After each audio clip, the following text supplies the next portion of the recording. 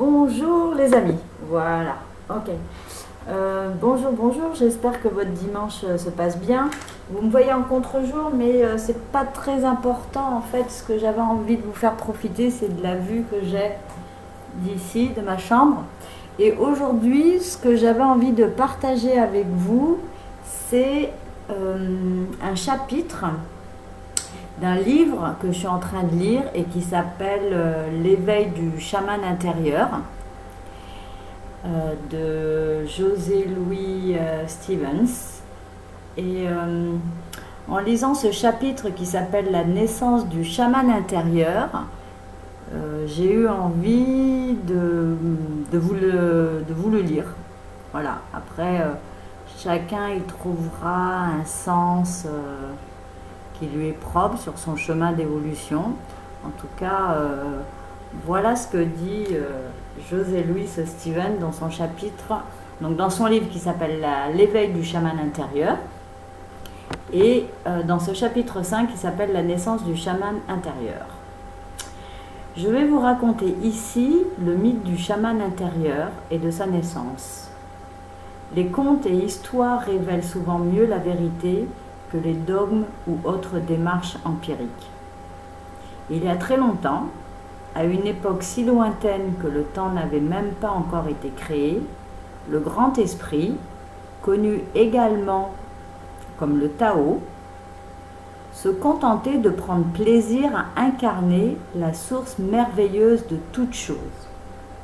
Et lors de ses rêveries sur ce qui existait et ce qui pourrait exister, l'esprit jeta un coup d'œil autour de lui et déclara : « Ne serait-il pas formidable si je créais un petit moi qui partagerait l'univers avec moi ?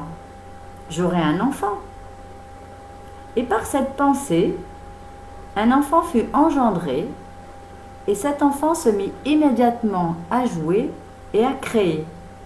Et comme le font les enfants, il imagina qu'il campait plusieurs personnages en les interprétant tous en même temps.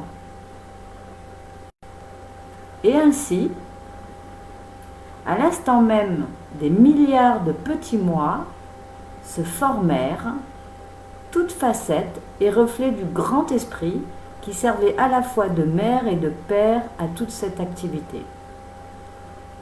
Le grand esprit avait réalisé le rêve de partager toute la création.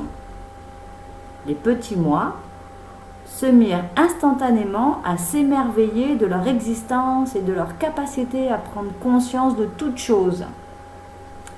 Ils s'amusèrent avec la création dans un instant présent qui ne connaît aucune fin, en puisant leur expérience du merveilleux atelier du grand esprit.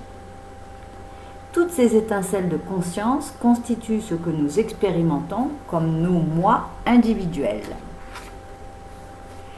Un beau jour cosmique, nous, c'est-à-dire nos petits moi, nourrîmes une nouvelle pensée intéressante. C'était une pensée folle, inconcevable, mais dans la vastitude du tout, elle devait forcément percer d'une manière ou d'une autre.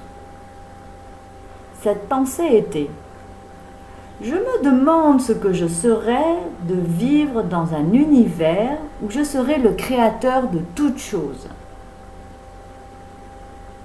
Eh bien, dans le cosmos, on ne peut formuler vainement une pensée qui ne puisse se concrétiser et s'explorer instantanément. Il apparut donc à l'instant un univers physique illusoire. Un univers physique naissait du rien, doté des dimensions du temps et de l'espace. Les petits moi en furent enchantés et contribuèrent au développement des soleils et des planètes favorables à la vie. Se scindant en 7 rayons, les petits moi choisirent de s'incarner dans des formes de vie supérieures en se spécialisant dans 7 types différents d'êtres physiques sensibles. Les artisans, les sages, les serviteurs, les prêtres, les guerriers, les rois et les chercheurs. À peine eurent-ils réalisé cela, comme le prévoyait leur idée créatrice, qu'ils oublièrent complètement leur source et s'identifièrent au corps physique qui l'occupait. À travers des couches instinctuelles de leur ADN, ils se rappelèrent vaguement leur créateur, leur source, et ils bâtirent donc des idoles primitives, vénérèrent divers dieux imaginaires et craignèrent leur courroux parce qu'ils se sentaient coupables de cette expérience de prétendue séparation. Bien qu'ils ne l'aient pas prévu, ils connurent dans la vie physique maladie, douleur, chagrin, peur, colère et mort. Ces expériences déplaisantes constituaient les sous-produits du monde qu'ils avaient imaginé. Ils se réfugièrent dans les nombreuses distractions offertes par leurs rêves, en espérant que ces futilités les aideraient à échapper à leurs souffrances.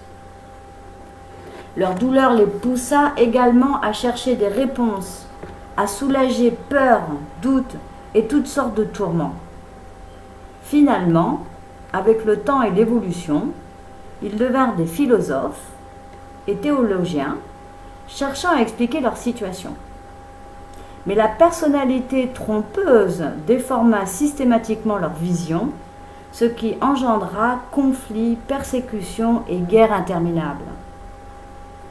La confusion régna en maître jusqu'à ce que quelques-uns d'entre eux, mystiques, chamans, maîtres zen et adeptes, percent le mystère en méditant profondément et en se centrant. Quand ils y parvinrent, ils éclatèrent d'un long rire retentissant. Des larmes d'allégresse inondèrent leur visage. Les autres prirent ces illuminés pour des fous, mais ce n'était pas le cas. Pour la première fois, ils recouvraient la santé.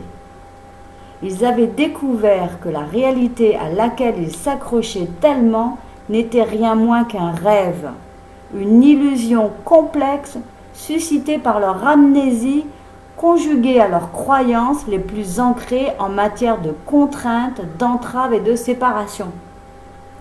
Ils constatèrent finalement qu'ils n'avaient jamais quitté le grand esprit parce que c'était impossible.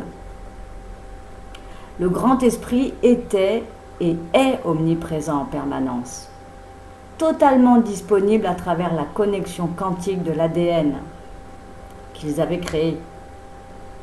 Ils ne faisaient que rêver d'avoir abandonné la création pour explorer cette pensée fascinante mais impossible, la séparation. Ils comprirent avec stupéfaction qu'ils n'avaient jamais été séparés de l'esprit. La tristesse, la maladie, la haine, la peur et la mort qu'ils pensaient réelles ne l'avaient en fait jamais été. Ils s'étaient simplement endormis pendant un moment et avaient fait un rêve qui leur avait déplu. Le caractère désagréable du rêve était dû à l'ego, la personnalité trompeuse qu'ils s'étaient fabriquée pour gérer cette expérience et la maîtriser en ignorant l'esprit et en exploitant les illusions jumelles de la peur et de la séparation. Ils réalisèrent également que chacun arbitrait en son cœur une étincelle originelle du grand esprit, une facette du même diamant, un chaman intérieur. Ils comprirent par ailleurs que chaque homme constituait un aspect d'un être indivisé grâce à cette essence. Ils apprirent qu'ils n'étaient finalement pas des petits moi séparés, mais un seul et unique enfant extraordinaire du grand esprit. Nombre des grands avatars comme Jésus et Siddhartha, c'est-à-dire Bouddha, découvrirent cette vérité, à l'instar d'innombrables autres petits moi qui se rappelèrent enfin qui ils étaient, des enfants du Tao, de la conscience christique et bouddhique. Tel est le « je suis » le chaman intérieur que je vous présente dans ce livre, l'unique bourgeon de la source. Les conséquences pour le chaman intérieur. Cette histoire n'est pas terminée. Pendant longtemps, les petits moi qui s'éveillèrent à la vérité du chaman intérieur furent mis à mort ou persécutés par les autres parce qu'ils perturbaient leurs rêves illusoires. Ils faisaient tanguer le navire, pour ainsi dire. Les êtres illuminés durent rester cachés ou dissimuler leur enseignement derrière de la poésie ou de la prose indéchiffrable afin de passer inaperçus. De nombreux chamans boudèrent l'écriture du précepte et transmirent oralement la connaissance du chaman intérieur de génération en génération. Cette méthode s'affirma auprès des peuples indigènes. Un beau jour, certains êtres éveillés, tels que le maître hindou Patanjali, furent capables de coucher leur enseignement sur le papier et d'expliquer étape par étape comment percer et révéler la vérité. Cette histoire comprend un autre aspect. Les tribus indigènes chamaniques du monde partagent une conception surprenante.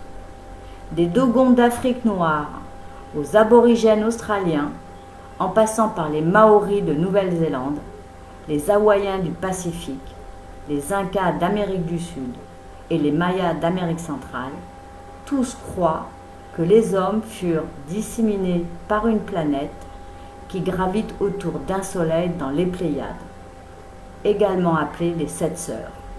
Autrement dit, ils pensent que lorsqu'un peuple atteint un niveau suffisant d'évolution, leurs chamans vont aider des formes de vie à se développer en êtres sensibles en d'autres lieux de l'univers.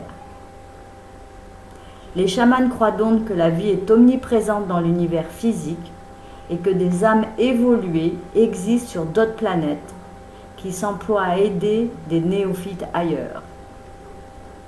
Au cours de leurs rêves, les chamans visitent des lieux situés au-delà de la Terre et peuvent en décrire avec force détail les conditions et les habitants.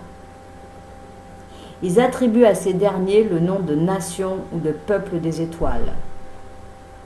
Les scientifiques sont restés ébahis par le fait que les Dogons, vivant sans eau, sans électricité, ont calculé la distance exacte nous séparant de différents corps célestes tels que le Soleil et la Lune, ainsi que des Pléiades.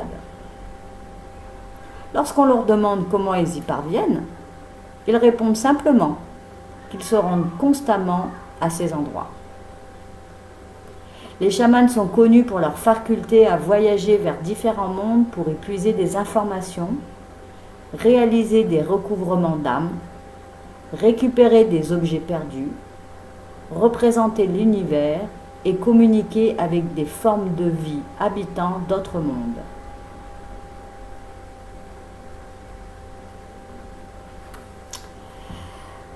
Voilà, je vous laisse méditer sur ce passage du chapitre numéro 5 du livre de l'éveil des chamans intérieurs, du chaman intérieur de José Louis Stevens.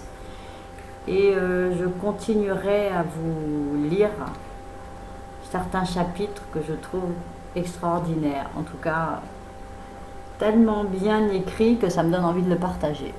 Voilà, je vous souhaite un bon dimanche à tous.